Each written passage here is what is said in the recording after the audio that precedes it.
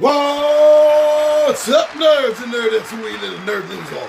It's your buddy Big Johnny G, the two-gun Pixie presents Legendary Gaming. And you can't have a legendary game without a great character. That's what I want to talk about today. I want to talk about characters in games. I want to talk about building a better board game. And one thing that's going to take is having better characters. So why don't we talk about that? I'll see you down at the table.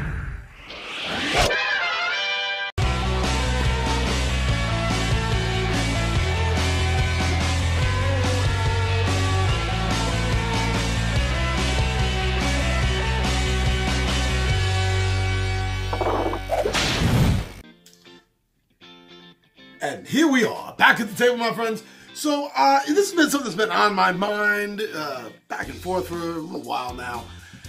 And I'm just thinking about where board games have been, where they are now, and where they're going, how fast they're getting there, why they aren't there yet. It's kind of strung together there. So there's a few things I think that were okay years ago with board games, but don't really fly right now. And this isn't completely all-encompassing, every single board game must be like this. Not really. But more often than not, in many board games, what I'm going to talk about would work. And I think it should almost be like the new standard. You know, like the first time someone came up with the idea of roll and move, and oh my goodness, roll and move, this will renovate board games forever, you know, kind of thing. There's a few things I want to talk about. I'm not numbering this, you know, like the number 3 reason that you don't have a good board game. The number 2 way to make a better board game. The number 1 best thing.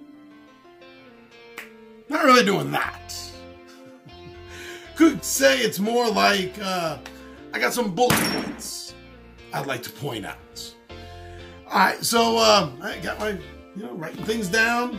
Comes to my mind. Always making notes. So, now, one of the things that kind of bothers me about, let me get that up there, like that. There we go, perfect-ish, enough. So, one of the things that kind of bothers me a little bit about board games these days is the number of players. Not what the number of players for a board game might actually be. Let's say a board game that's listed to play 2 to 5 players. Okay, let's take that as an example. Many games do. 2 to 4, 2 to 5 seems to be the real most common stretch of number of players we see advertised on the game boxes. And so 2 to 5 players. Why is there only 5 characters to choose from? I don't like that. I don't like that. Yeah, sure, you might not have 5 players every time. Maybe the first 2 times you only have 2 players each. So therefore, everyone has not used all of the characters yet. I get that, but it still feels a little... It feels a little easy, like an easy out. It actually does.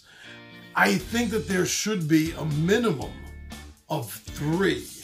I guess in most cases, I feel like there's a minimum of 3 more than the number of players. So if it's a 2 to 5 player game, then there should be 8 characters to choose from. I mean, another way to look at it, you could think of it as, what's the best number of players? What's the suggested best number of players? So let's say this game that plays 2 to 5, you go to Board Game Geek, and you see that the community has voted that the game plays best with 3. Let's say you see that, and you decide that's what you're going to run with. So if it plays best with 3, then there should be a minimum of times 3, whatever the best number is. So either way, either there should be 3 more than the maximum number, or it should be times 3 the sweet spot number. So in this case, that would give you either 8 by the first example or 9 to choose from. And that works out because if you have an average number of 3 players, then they're going to have the opportunity to play in 3 different games, 3 completely different games with 3 different characters and get 3 different experiences from this. And that adds to replayability. That adds to how often that table is going to see that game covering it. That also means the more a person is playing about a game, the more they're talking about it. They're talking about it with their friends. They're talking about it at work, maybe, with some of their buddies. Maybe they have their own blog, vlog, YouTube channel kind of thing, and they're going to talk about it. And that just happens that way. But now this brings us to my second bullet point, and that is that I feel that nowadays each character in a game should bring something. They should each have a unique ability, something that bends the rules a little bit, something unique to each of them, to give you a reason to want to play a different character. You know, instead of just, I'm playing blue, I'm playing yellow. Who cares? It really doesn't matter. Psychologically, to you, it might matter on a personal level because you have a favorite color. But what I'm saying is, to the game itself, to the gameplay itself, it really means nothing. Nothing more than you bring to it. I mean, if you get stuck with the brown and you hate brown, maybe you're not going to play the game as well. But that's on you completely.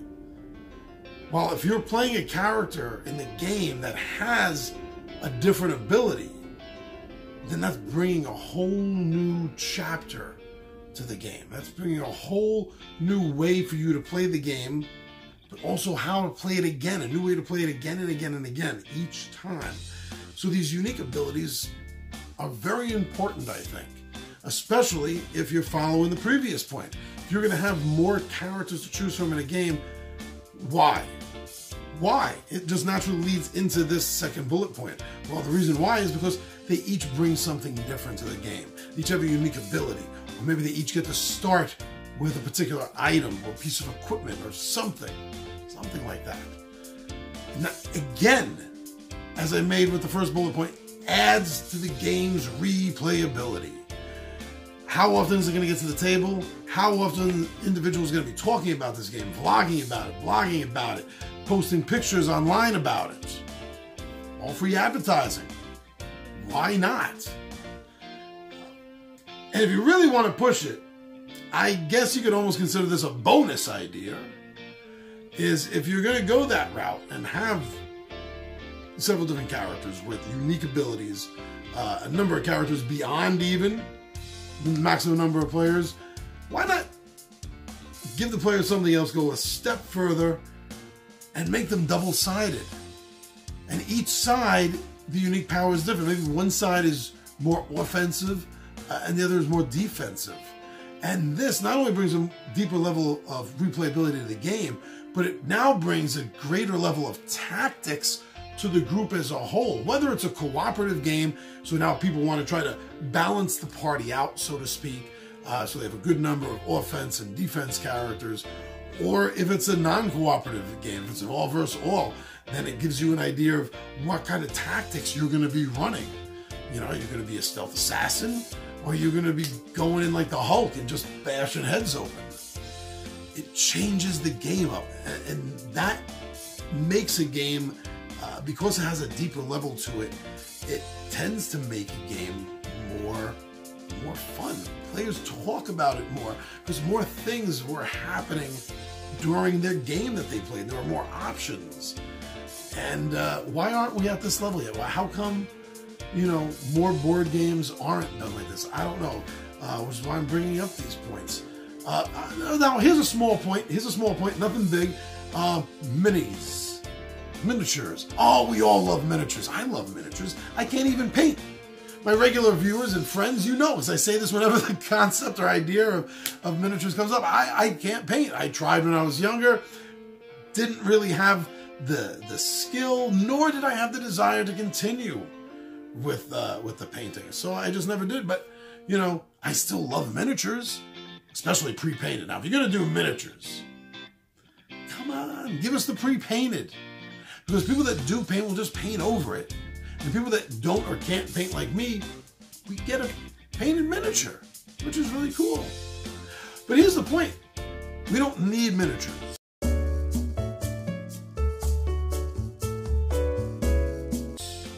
I know, they're nice. I love them.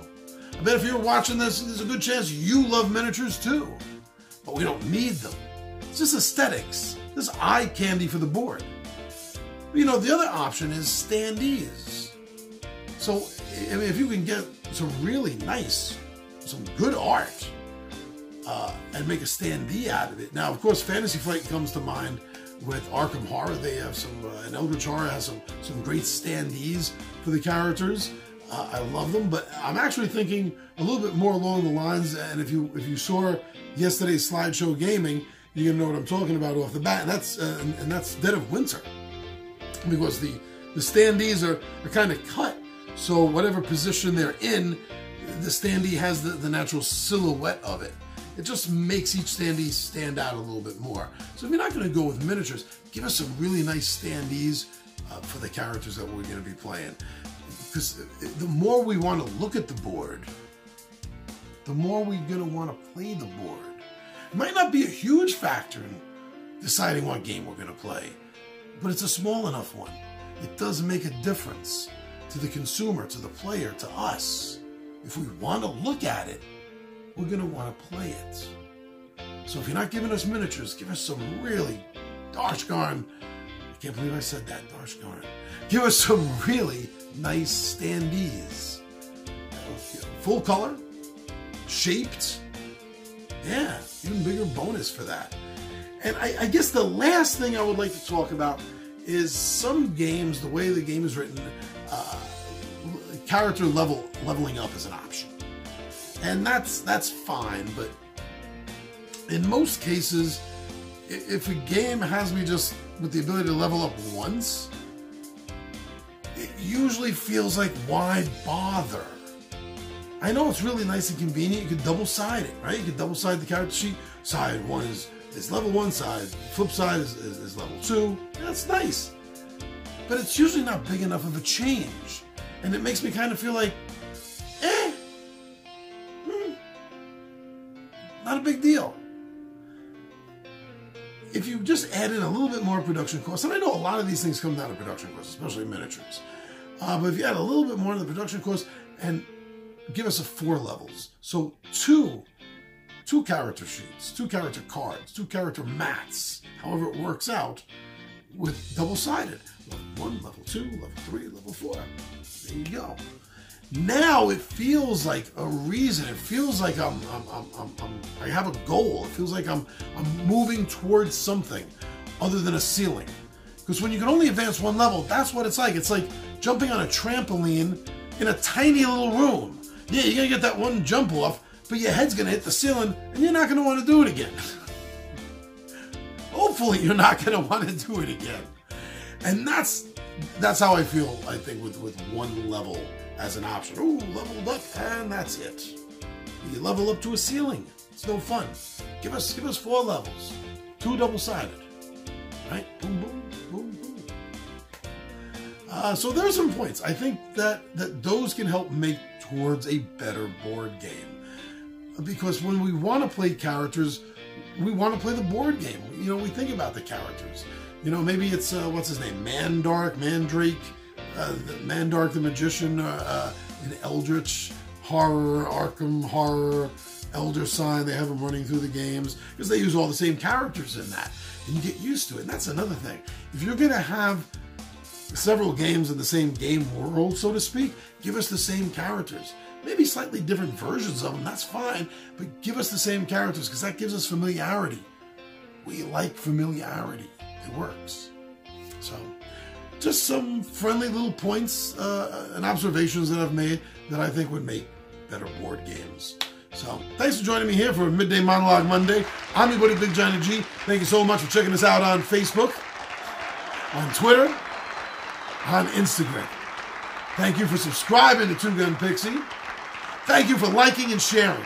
Thank you for sharing so much. And I hope to see you here again soon. And may all your games, my friends, may all your games be legendary.